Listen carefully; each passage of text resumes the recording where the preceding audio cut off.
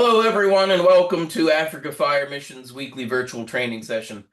My name's Mike, and I'm the programs director here at Africa Fire Mission. We're so happy that you took time out of your busy schedules to join us for today's virtual training session. Today, we're joined by Mark Feyst. Uh, Mark's held just about every position you could within the fire service. Uh, Currently chief officer at his department, does lots of teaching internationally, and you can read some of his articles in different fire service trade magazines here throughout the U.S. and Canada. He's also traveled with us to Kenya a few times, and we're just blessed to have him here with us today, sharing all of his knowledge with us. Uh, Before we get started with today's training, I'll pass things over to Jose, our fire safety officer. He's going to get us started with a couple words of encouragement. Thank you, Mike. Always a pleasure having you around. And also for Mark, thank you so much for your knowledge and always being available to share a bit or two with Africa. It's amazing that every Wednesday we bring Africa together. That for me is just mind blowing. And today's words of encouragement, I'm just being brought down to the level of matters development. Development truly takes time, especially in Africa. You come up with a concept, before people get to adopt it, sometimes it might not hit the light of day. And then when it does, it really takes quite a dog long time. And then it reminds me of how Jesus' ministry took a lot of time. Don't you think that was part of development and time taking? Remember the time it took for his ministry to kick off? Yeah, he started, yes, of course, at 12 years at the temple, and then it proceeded all over. But the last 3 years of his life, because he ascended to heaven when he was 33, the last 3 years of his life was the peak of, of, of, of it all, of his ministry. Then it boils down to us here in Africa, and especially one particular county in West Pokot, where Cyrus is, whereby they were given these quad bikes, these red, beautiful quad bikes, way down in, if I'm not wrong, I think in 2012, or is it 2010? And they parked. They were not being used. They were new. And all these items were given to different fire stations in Kenya, including Nairobi, Kiambu, West Pokot, every part of the 43 counties in Kenya, 47 counties in Kenya. And when everybody had given up on these quad bikes, they were vandalized, they were not being used. Cyrus went and convinced the office that, hey, we could use these quad bikes to actually do fire prevention. And guess what happened along the way? They went and bought a battery, and long story short, right now Cyrus goes with this quad bike, stopping by markets, schools, children getting to see what it's all about.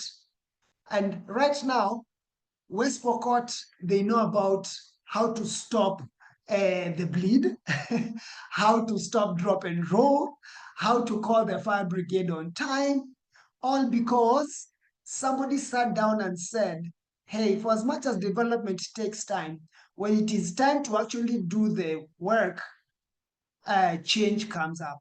So this is just an encouragement to you. Don't feel like you are mark timing. You're not mark timing. Sooner than you know, you'll find yourself doing the work doing the work that we've been training you here online, and also the one that you've been trained in school. Thank you. Back to you, Chief Mike. Alrighty, thank you, Jose. We always appreciate your encouraging words and all the work that you're trying to do to support firefighters from throughout Africa. Before we get started with today's training, just a quick administrative notes. If you stick around for at least 70% of today's training, which is usually about 40 or 45 minutes, you can earn a certificate of attendance for today's training.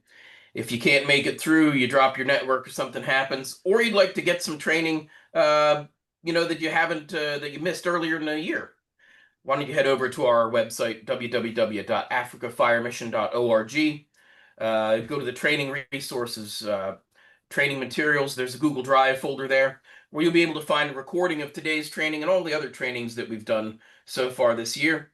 If you answer a few questions, watch the video, we'll get you a certificate of attendance for those classes as well. At the top of the hour, we'll transition into our tea time, which is a time where you can ask more questions about today's class or just get to network with firefighters from throughout Africa. So if you have the time and the bundles, I invite you to stick around with that when we conclude today at the top of the hour. At this point in time, I'm going to pass things over to my friend Mark, and he's going to get us started with today's training. All right, good morning and good afternoon, everybody. Welcome. It's morning time where I am, and I know it's late afternoon for where you folks are. And I just finished eating my big breakfast, so I'm a little stuffed right now. I'm ready to go for my mid-morning nap. As a chief officer, you get naps every once in a while to help keep you fresh and awake during the course of your shift. I am on duty, as you can probably tell. You can see I'm in my white uniform here, so you may hear in the background while I'm teaching, maybe a call or two come in. I hopefully will not have to leave. If it's a serious call, I may have to, but we'll hopefully hope for the best that that's not going to be the case. However, I got your back, Mark. awesome, very good. So I'm with you folks again next week to discuss fire flows. And because of the late cancellation today of the instructor who's supposed to teach, I'm picking this up today, and we're going to introduce, I guess, the fire dynamics, fire behavior topic for the month. And it kind of does work out well because what I'm going to discuss today with all of you kind of lays the foundation for next week's lesson as well. Next week's lesson, we're going to dive a little deeper into fire dynamics and fire behavior in terms of water application from different nozzle types and what makes that water and the type of water as far as the form or fashion of the water being suppressed, what makes each one better or not so good. So it's a good providential time for us to be together today to kind of lay that groundwork for us. I'm going to get my screen shared for you. And let's see here. We're going to pick it up here. All right. Here we go. So what you should be seeing is this title page that says chapter 5, I believe. Yep, fire dynamics. And this is not anything special for the most part. This is just going to be basically the IFSTA curriculum. So if you have access through the internet, through to IFSTA for Resource One, which is actually a free resource. If you do want to get access, it's free. Just send that request off to IFSTA. You can find them on the web and make that request. But you can get access to this information as well, as far as the PowerPoint, as well as the curriculum for the Firefighter 1 and 2 program. So with this chapter 5, we're introducing the topic of fire dynamics. Excuse me. And doesn't matter where we are in the world. So right now you're in Africa. I'm up here in North America. Yes, there's different cultures, there's different construction methods, different style and way of living in terms of what's in our homes, what is outside our homes, how the homes were built, how they're grouped together. So yes, there's differences. However, what does not change in any part of the world, it doesn't matter where you go or where I go, fire is the same. That is the one constant denominator that is the same no matter where we are. The elements of what makes fire, how fire behaves, how it grows, how it destroys, and how we suppress it is the same. It is just a matter of you and myself in this case here, being miles apart, it's a matter of you and I knowing how to combat this. How do I overcome heat release rates? How do I remove the energy from the fire using the tools that I have available at my disposal? So I have, as Mike mentioned, as Chief Mike has mentioned, I've been down to Kenya twice now. So I have seen what equipment you have to play with. It is different from what I have to play with. But again, looking at constant or common denominators in both parts of the world or other parts of the world, we have water as well. And there's a means for us to deliver that water from the source through, in this case, a branch of different sizes. And from the branch, it goes out from the nozzle, and we use that to suppress or put that fire out. So we can establish those common denominators. That's going to help us in understanding how we're going to combat this enemy. And I called fire enemy because that's exactly what it is. Right now, we are in a war, as it kind of sounds, because we go when the call comes in, we go to battle, and when we go to battle, we're fighting the enemy of fire, and fire destroys. And when we look at fire itself, uh, it does do a lot of damage in terms of buildings as well as worst case people as well. All right, so let's dive into our foundational lesson this morning. And I'm going to be flipping through some slides very quickly because this this chapter 5, the PowerPoint, is 185 slides. We're not going to cover off that content in less than an hour. So I'm focusing on key components of our time together. The one thing I want to stop here is big fancy word, oxidation. All right, oxidation or oxygen. What does oxidation means? It refers to here how basically the effects of oxygen or the effects of air, how that has an effect on certain components or certain matters of state within our world. And again, no matter where we are, these things are common denominators. These things are constant. They're the same. Doesn't matter where we live. We have the same processes in place. So the picture is showing you what oxidation can look like in different forms. One form that's very obvious is with metal. If we let a piece of metal sit there for days, weeks, months, and years, it's going to rust. And rust is a form of oxidation. So we can physically see the effects of air on that material. Well, as you kind of go up the ascending line on the arrow in our picture there, it goes right up to from smoldering fire right up to explosion, which is your ultra rapid or your immediate reaction of air being introduced into that environment. Why is that important for you and for me? Because depending upon the type of building, how open it may be, or how closed, or how small, how large it may be, this can also include a vehicle fires as well. If we have a the forms of fire, the forms of matter, which will be heat, fuel load, present within a building, and all that we're missing is the oxygen component. Once we bring that in, we're going to have, as the picture shows here, we're going to have an oxidation process occurring, whether it's slow or very quickly.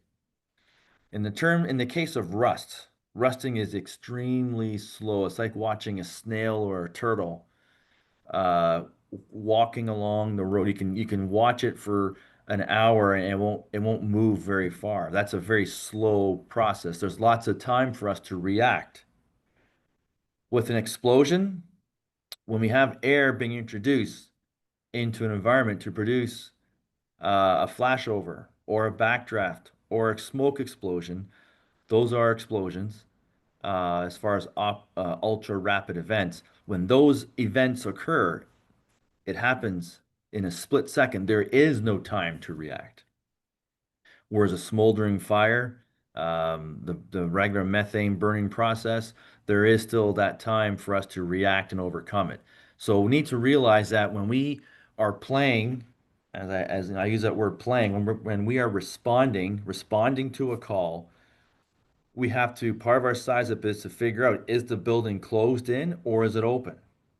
So some of the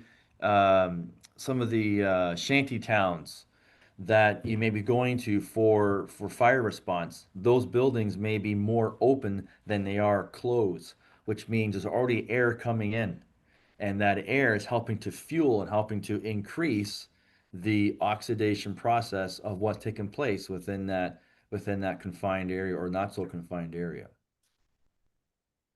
The other thing to think about, and I already mentioned this in my little opening dialogue there, is energy. How do I remove the energy from the fire? We don't think of that very often. We don't think of energy as being something that we have to fight or overcome, but we do. We have to. And this has been proven to us from science in terms of not just today, but we go back even centuries ago. We can still see the introductory thoughts of how energy is present with fire. It's a form of energy. We can use this to actually produce energy. But within fire itself, it is a very energetic source. So you're looking at two pictures in this screenshot here. The one is a triangle stack of material. In this case, it's wood pallets and straw.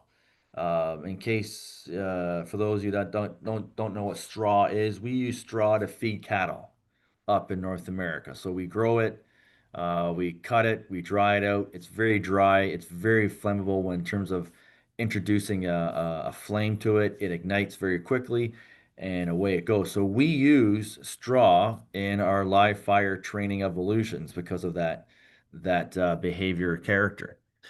So we're showing you wood pallets, some straw, and nothing's happening because it's showing you what's called potential energy. That means the fuel load is there. It's just waiting to combust, and then from there produce what you see there is kinetic. That's the next picture. Kinetic energy. That's the releasing of the energy. And we have to look at everything in life that we do. Everything we do is potential energy or kinetic energy. So right now, as I'm sitting in my chair and I'm speaking to you, I am in a state of potential energy because if a call comes in to respond in my command vehicle, I'll go. But right now I'm sitting here waiting. So I'm potential energy. Once the call comes in and I get up and leave and jump in my command truck, I'm now producing kinetic energy. That's how we can look at it. So when fire happens, I have to look again with my size up and determine, okay, with my fire, what size of fire do I have? What is it? What state of fire is it right now? Are we at the growth phase? Is it fully developed? Have you had a few flashovers or backdrafts and so on? And that's going to tell me how much energy is being produced at this point. And we measure energy in megawatts. So anything you look at and research, if you go online on the web and you are researching different components of fire dynamics from other individuals, researchers, scientists, Underwriters Laboratory, FSRI, which is Fire Service. I forget what the two other letters stand for, but it's another research organization. Uh, you're going to see a lot of that term used, megawatts. And megawatts refers to how much energy is being produced by fire. I don't believe a picture is in our slideshow here, but I can describe what that may look like. Um, if you went to a hotel room on vacation, and in that hotel room, you're going to have a single chair sitting in the room, like I'm sitting on right now, my office chair, that single chair sitting in a room by itself, that will produce 1 megawatt of energy production. If I have a lazy boy or like a love seat, right? A love seat kind of a chair, which can seat two people, right? You're with your best friend, your girlfriend, boyfriend, and you're sitting in the love seat side by side, and you're ready to, have a little champagne, a little bit of chocolate s'mores, and so on. That will produce 2 megawatts of energy production. My garbage can, right? My little garbage can here, full of paper, is only going to produce half of 1 megawatt. I only need 2 megawatts of energy to produce a flashover. Flashover is where we have the heat, the fuel, we have the breaking down of component of materials in a room because of the heat that's being produced, radiant heat that is. And once that radiant heat is bouncing off the walls and the floor and the furnishings, it starts to break them down into a gas, into a vapor. And those components become a vapor and they contribute to the smoke. Well, once I bring enough air in at a certain point, all that smoke ignites at once. That's a flashover. To create that flashover event, I only need one love seat in a concrete room to be ignited, and the energy produced from it is enough to create a flashover. So think of a hotel room. Think of where you may live. Think of where you may work, your dorm room, your office space. When you go on calls for medicals, when you've got into different rooms and different compartments in different buildings, you look at the furnishings that are in that room. All those furnishings are potential energy sources that when they are ignited, they will produce kinetic energy and will contribute to, well, I'm going to use another term, contribute to the overall heat release rate that is occurring within that particular compartment.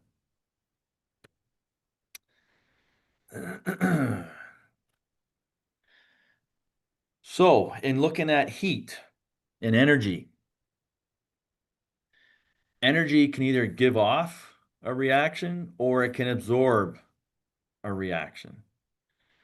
And there's two terms, fancy terms, exothermic and endothermic. And in the world of science, the beginning of the letters, the EX and the EN, refer to in terms of giving off or taking in. So exothermic, as the picture shows you here, is where we have a release of energy. So fire in that kinetic energy form as it's burning, it's giving off an exothermic reaction. We can feel the heat. We can get burned. We get too close to the heat with our hands. We can get burned. We get too close with our bodies. We'll feel that reaction and it'll have an impact on us. Whereas endothermic, where I'm absorbing the reaction, that's where our water comes into play. So when I apply water to that fire, I'm hopefully suppressing the fire itself. And in so doing, there is a scientific process taking place where the water leaves my nozzle, it travels, it's going to then enter the heated atmosphere, and as it does, it's going to convert from its liquid form into a vapor. And in so doing, I am absorbing the heat from the fire because I'm turning water from liquid to vapor. So I'm absorbing heat. And in that process of absorbing heat, I am actually robbing the fire of its energy. And that's how I remove the energy from the fire. This is why water is an important component of firefighting. We have science, and modern technology and with scientific research and other developments show us that we can use other man-made formulas like dry powders. We can use foam solutions. We can use um, an inert gas like nitrogen, for example, to help suppress fires. And those different man-made formulas have a place and application, but in the general sense, to knock down fire in a general, basic, quick, and easy fashion, water is always going to be used because of this factor. When I apply it, it removes the energy from the fire because of that steam conversion. So the more water I dump on a fire, I have to make that fire work harder to convert that water to steam. And as the fire has to work harder, it's like running a marathon. If I'm running too fast and sprinting the entire 10 kilometers, I'm going to die out pretty quickly. But if I pace myself and I run the 10 kilometers at a good pace, I can sustain the entire race. I want that fire to be sprinting for 10 kilometers. I want that fire to sprint fast because the faster it sprints in that 10-kilometer race, the fire is going to die a whole lot quicker because I'm dumping a lot of water onto it and I'm making that fire have to work harder to convert that water to steam. So this will be a bit more explained in more detail next week when I look at different streams and different nozzle types and water droplets. This all plays a big role in this. So if anything from today, remember this: exothermic and endothermic reactions. All right, so I'm sure you guys have seen this in your basic training. I'm not going to go over in great detail, but this still stands no matter what we do with science and research. This is the basic premise. And it's amazing how many firefighters do not know what this is. Or if they're asked, "Hey, can you tell me what the three sides are for the fire triangle? Just name me one." A lot of them have a hard time trying to even name one side of it, let alone the tetrahedron, which has four sides. But this still plays a big role. And what I've been mentioning so far to you this morning has been revolving um, around those two things, around the triangle and the tetrahedron. So it's always a constant denominator. It's always going to be there. It does form very, very, very basic information for us to have to work off of.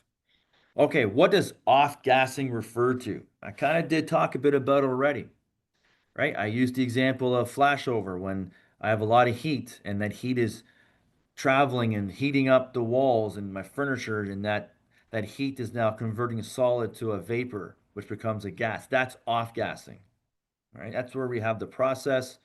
There's a fancy word there called pyrolysis. Very fancy, but all it means is I have a solid going to a vapor or a solid turning into a gas. That's off-gassing. When there's enough heat, you can see in that one picture, the picture, if you can kind of look at it, depends what kind of device you're on, a phone or a computer. The one picture showing pyrolysis shows a sofa sleeper, a sofa couch, or a love seat. The fire is above that sofa couch, that seat. So it's not touching, it's above it. But the amount of radiant heat, that's one of the heats, that's how we have heat traveling, is by radiant means. The amount of radiant heat that is exiting as an exothermic reaction, it's exiting and releasing from that, is enough to start heating up the fabric of that couch. And as it starts to heat up, it's breaking the fabric to go from a solid, and you can kind of see some of the smoke coming off that couch. That is off gassing happening right there in a still picture format. If we could watch a video, which unfortunately we can't, it would not come across very well. It'd be very staggered and jittery. If we're gonna watch a video of that event right there happening with that sofa couch in that fire, for example, you'll see that smoke rising off of that sofa couch. And as that fire above the sofa couch is burning still, you'll start to see the level of that fire it starts to drop lower and lower and lower because we're adding with off gassing more fuel for the fire to burn, and just keeps on dropping, dropping, and dropping till eventually that sofa couch will itself ignite and be on fire itself. What prevents off gassing from happening? What stops that exothermic reaction from doing its job? And the answer is in the previous picture I showed you. That's water, right? Cooling it off. If I dump a ton of water right then and there, I'm going to cool off the couch, and hopefully in the process, I'm going to remove the energy from the fire itself so it cannot continue to keep doing what it's trained and designed to do. And that is to destroy in this case. All right. So off gassing is going to occur everywhere and with anything. Anything that's man made, when you have heat applied to it, it will off gas. So again, we live worlds apart from continent to continent, North America to Africa. Doesn't matter. You have off gassing there just like we have off gassing here. It takes place. And what stops it is water, temperature reduction.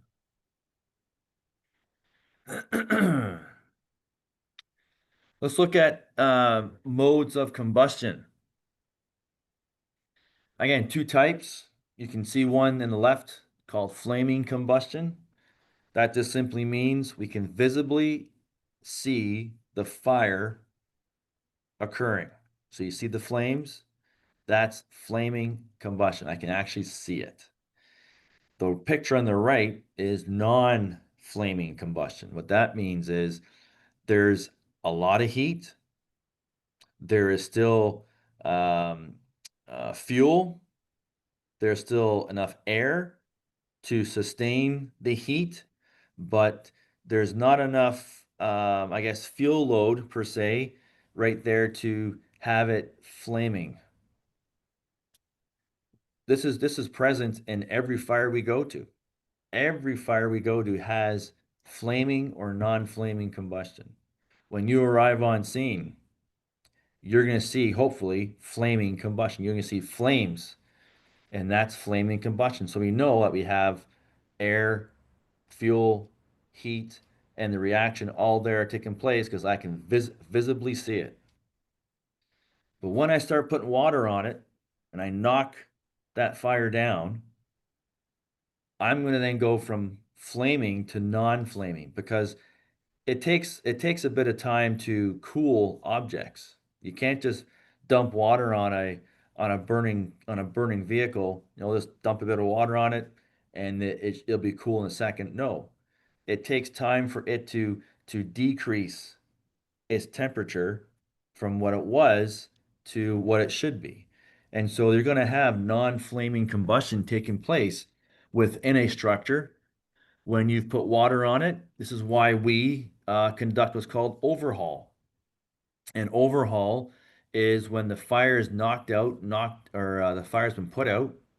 We then go and start opening up the building to find all the hidden fire that's behind the walls, around the doors, around the windows. It could be in void spaces in the ceilings, in the roof area, and it could be not physical fire like actual visible, but it may be enough heat that it's non-flaming combustion. That if we don't cool it and continue to cool it, that non-flaming combustion, leave it alone, it will eventually become flaming combustion because it will heat up something else around it, and then you're going to have your fire occurring again. We use the term rekindle over here in our part of the world, and a rekindle means that we went to a structure fire, we put the fire out, we're doing the high fives, great job, awesome, excellent. We pack up our truck, We go back to the station, and then we get a call like an hour or two later to go right back to the same place because it's back on fire again. That's a rekindle. That means that there is non-flaming combustion that was still present within that building, and we did not find it, and we did not cool it enough to make it neutral and safe. So you're going to have both of these as well within your structural fire settings. Uh, let's look at the combustion process real quick with this picture, right? Inlet flow and exhaust flow. Again, depending upon the building you have that you're responding to, that the fire might be in, all right, you're always going to have an inlet and an exhaust port or an outlet, always.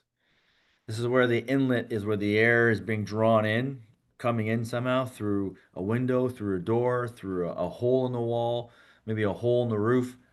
Excuse me. But somehow air is coming in, and that air is fueling the fire. But there's also going to be points of the building where the fire or the smoke rather is exiting. So the heat and the smoke is exiting or exhausting out some kind of opening. You're always going to find, and this is a basic principle of firefighting, smoke and heat always go from the high pressure zone to the low pressure zone. It's seeking it out.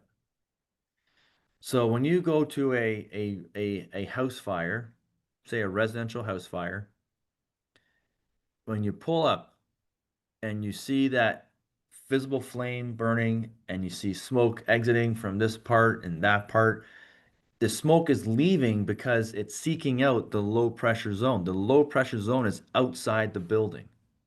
That's where it is. The high pressure zone is inside the building. Why? Think of a balloon. If you took a balloon and as you blow it up with your breath from your lungs, that balloon gets bigger and bigger and bigger.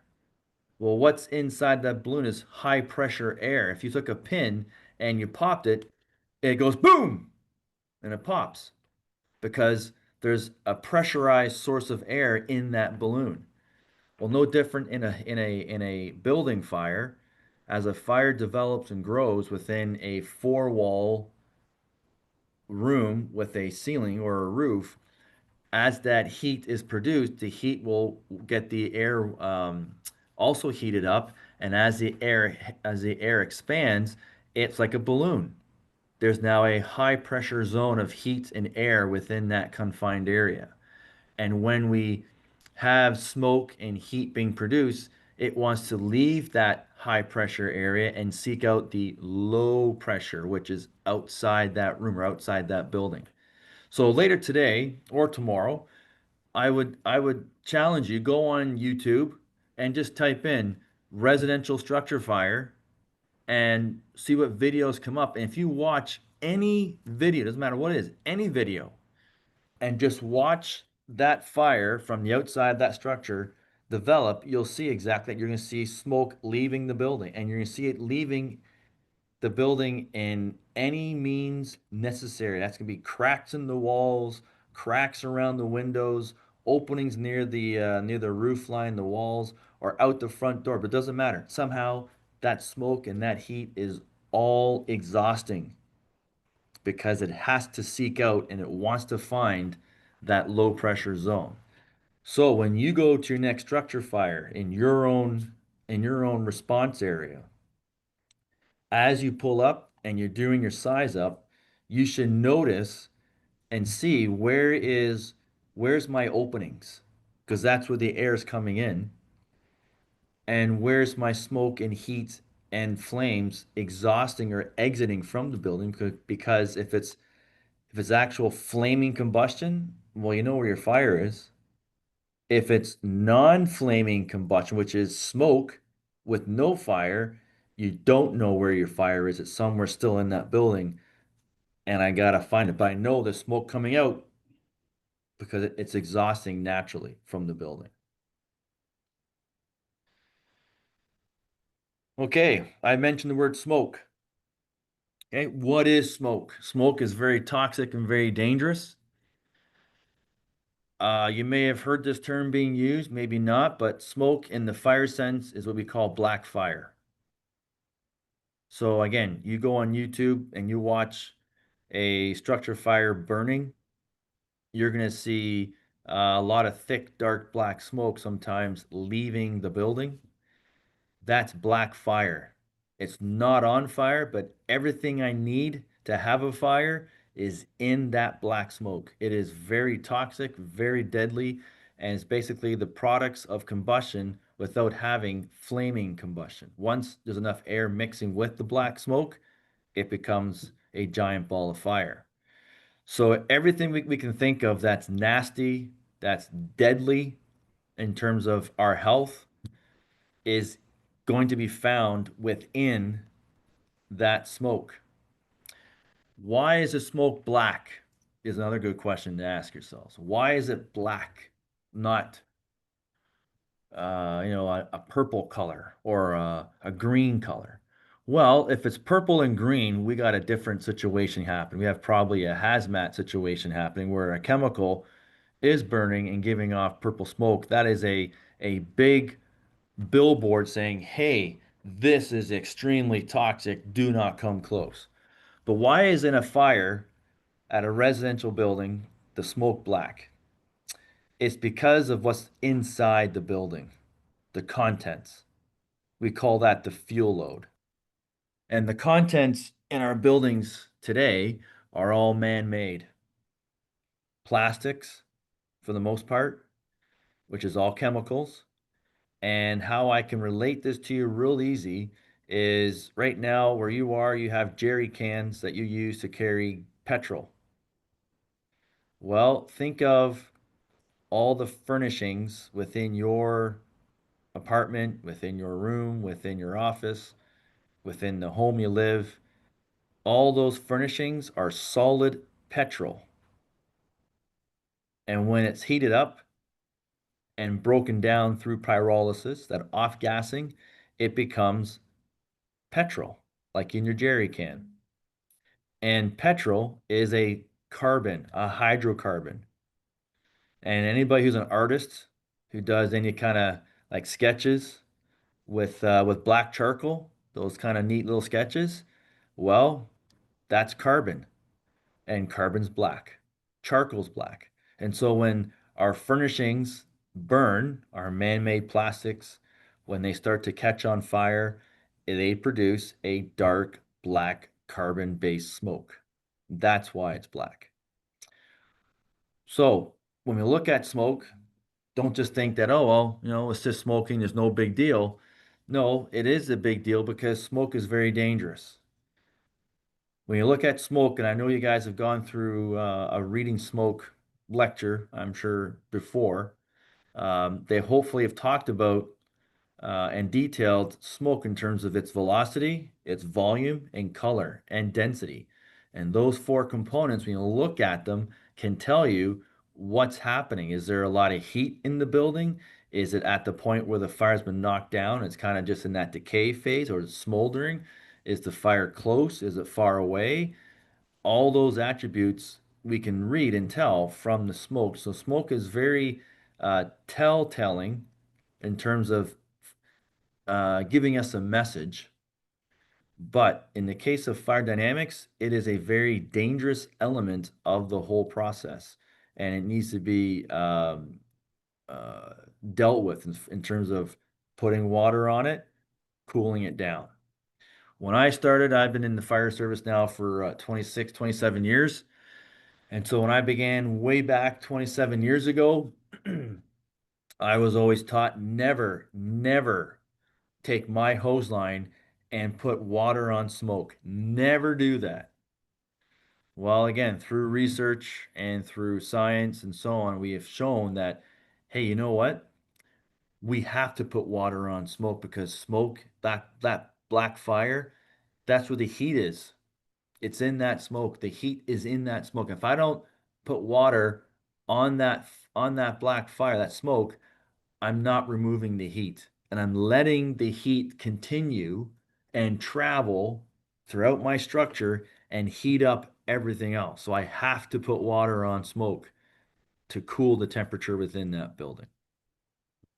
Okay, and as that one line says there on our slide, smoke is the product of incomplete combustion, right? So it's non-flaming. It has all the elements of fuel. It has heat. It has the potential for reaction. It's just missing one thing, and that's air. That's the oxidation process.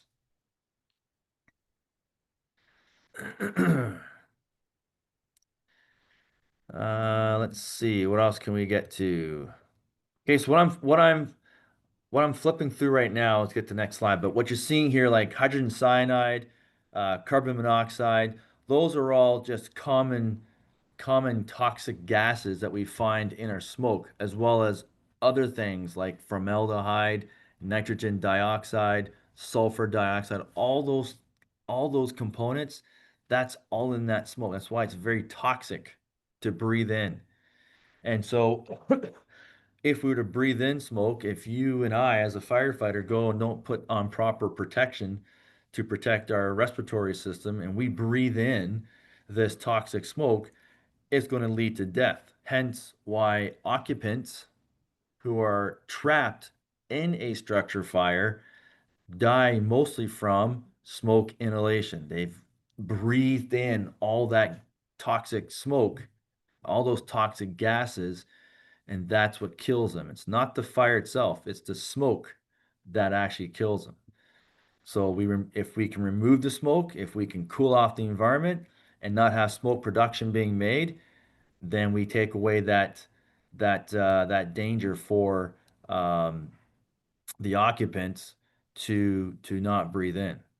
Okay, I want to get to this part here before we call our day here, and that is thermal energy. All right, I want to just discuss about this real quick because I mentioned this term. All right, that was heat release rate. So I mentioned energy production. We mentioned megawatts is how we measure it, and what examples of this may look like as far as energy production. And the fancy term of heat release rate just refers to how much heat, the HRR, or how much energy is being produced. And when I look at the heat release rate, I want to have enough water being applied to overcome the heat that's being produced, those megawatts. I want megawatts to go down quickly with gallons or liters per minute. I want enough liters per minute coming in to drop the megawatts exponentially. But heat and temperature, okay, are actually two different things. The heat release rate and temperature are two different things. Temperature is temperature. That's a constant fact. It doesn't change as far as having multiple heat sources or one heat source. So if I take one candle, so let's say this green pen's my candle. So I have my candle. If I'm lighting my candle and just have one burning and I measure the temperature of that flame, we'll just say it's 212 degrees Fahrenheit. But if I take multiple candles, so I'll hold up my 4 pens here. If I take multiple candles and I light them all and they're all burning like on a birthday cake, if I measure the temperature of the flame that's coming off of there, it's still going to read 212 degrees Fahrenheit, even though I have, in this case, 4 candles burning. Temperature is the same. What makes one candle different than 4 candles is the amount of heat release rate or energy being produced from each of those flames. That's what's different.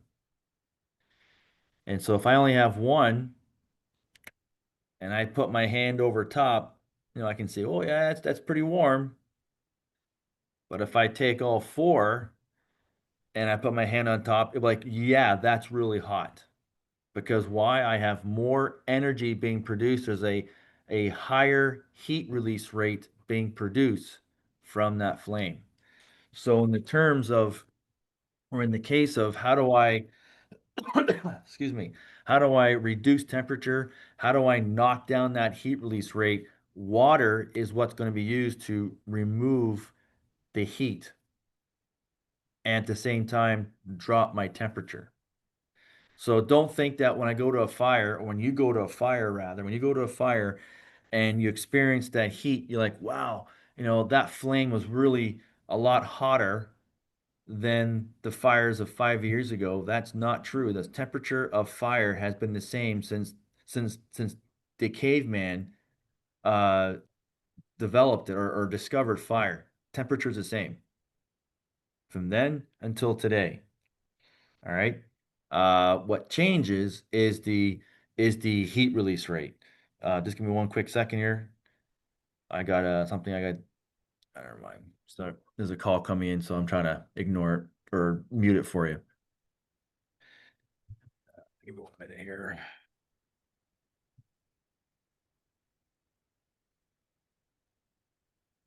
Give me 1 second. Sorry about this. I do apologize.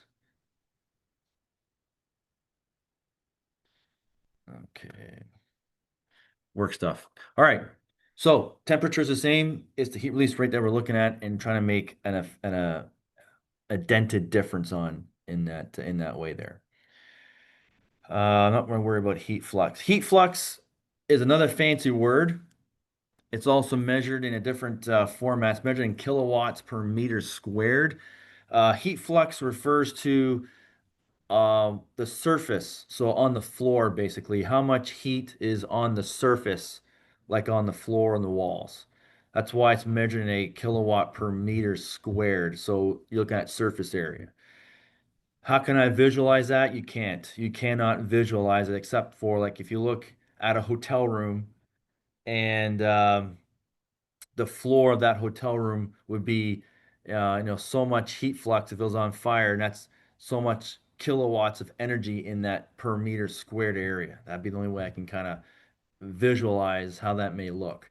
But we do in the science world talk about heat release rate, megawatts, in combination with our heat flux. The heat flux and the heat release rate were both in sync or they were opposite.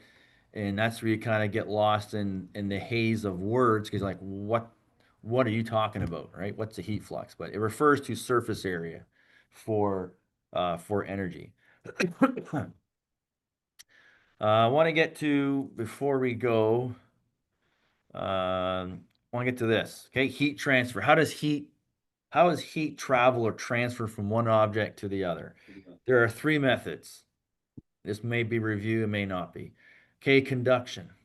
Conduction refers to from a solid to a solid. So when I put my hand on that door and I feel the heat, that's the fire behind that door, heating up the door and transferring heat from the fire to the door. That's conduction.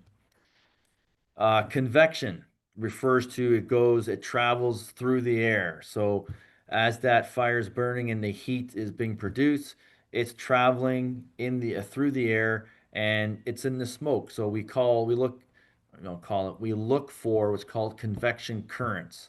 So think of if you ever gone to the lake or the ocean or the beach and you watch the waves of the water coming towards the shore. That's a current. So think of that wavy action, but it's in the smoke and the heat. That's convection currents. And if you have a thermal imager that you can look at and see, you can actually see those convection currents traveling through the air. We use convection cooking in our ovens and our homes over here. So we have convection ovens and it cooks things a lot quicker, like an air fryer as well, if you have those where you are. The last one, which is the more prominent one, is radiation, radiant heat transfer. And that's where, as the arrows in the picture are showing you, the arrows are showing that the fire itself is giving off heat and energy production in all directions. It's radiating out. Whereas in convection, it's traveling in that smoke. Whereas with conduction, it's going directly on the solid and transferring that way. We're going to experience radiant heat 8 times out of 10, if not 10 times out of 10, every fire we go to. So if we don't deal with the heat that's being transferred here by using water, the heat that's being radiating out in that smoke and everywhere else is going to create a bigger problem for us. It's like playing dominoes. When you line all the dominoes up, when you hit the first domino, the rest all fall in line thereafter. If I don't take care of the first domino, which is the fire, and knock that heat down, then it's going to create another domino effect of the next one falling and the next one falling, and it makes our problem a whole lot bigger in the long run. All right, the effect of this and in terms of distance. So the further away I am from that heat source, obviously the radiant energy is not as powerful. But the closer I am to it, it's obviously going to do a lot more damage to other objects around the area. So when we look at a single building on fire, and the one next to it catches on fire, it caught on fire because of radiant heat transfer. And if I don't cool off the fire right away, then that radiant heat transfer will keep on traveling and transferring from this building to that building to this building, and it just keeps on going like a domino. Okay, right now I think our time is at 10 o'clock. Well, 10 o'clock my time. It's late afternoon for where you are right now. But we've gone through our hour, and I think what we've mentioned this morning is it's a good foundation to be laid for what I'll pick up on next week with you guys. Next week on looking at fire flows and kind of diving a little more deeper into that without going to PhD level on everybody. Okay, so I thank you for your time. Hopefully, it was a well worth hour for you. And I do have to run, unfortunately. I am on duty. I got a guy knocking at my door. I got my phone ringing. So everybody wants to get a hold of me, obviously. And next week, I'll be with you folks again from my other station in Michigan. So enjoy the rest of your day. And thank you again. Alrighty, thanks, Mark. And thank you to all of you that joined us for today's training. We appreciate you taking your time and your bundles to join us for this training. Join us again next week. Part 2 coming next week. Or if you're watching this on YouTube, click on the next video where you'll be able to see a continuation of this where we talk about fire flows. So thanks to everyone for joining us today. We're going to move into our tea time. So if you've got the time, please stick around. If you've got any questions about today's training, we'll talk about that as well. So thanks for being here. If you know anyone else who might benefit from this training, please feel free to share the link. You can find the registration link on our website, www.africafiremission.org. Just go to the resources section and training materials. Thanks, everybody. Hope to see you all again next week.